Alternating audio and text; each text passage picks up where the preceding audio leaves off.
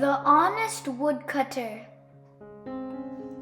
Long ago, there lived an honest woodcutter in a poor small village.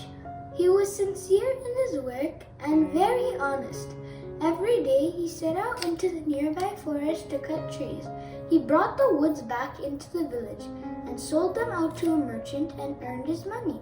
His earnings were just enough to live by, but he was satisfied with his simple living.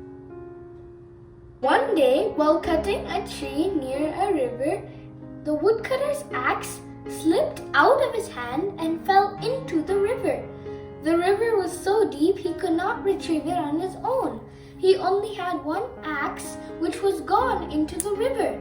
He became very worried, thinking about how he could earn his living now. He was very sad and prayed to God. His prayers were so sincere that a goddess appeared in front of him and said, "Why are you sad? Tell me what your problem is, my son." Then the woodcutter explained his problem and requested the goddess to get his axe back. Then the goddess put her hand deep into the river and took out a silver axe, saying, "Is this your axe?"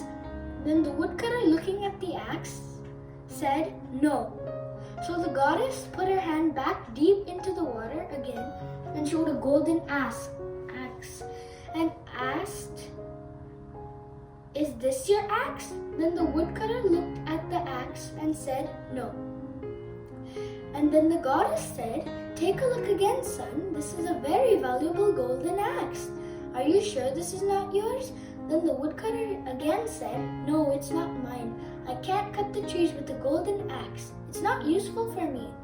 Then the goddess smiled and finally put her hand into the water again and took out his iron axe and asked the woodcutter, "Is this your axe?" To this, the woodcutter said, "Yes, this is mine. Thank you." The goddess was then very impressed with his honesty, so she gave him his iron axe and also the silver axe and the gold axe as a reward for his honesty. Moral of the story: always be honest.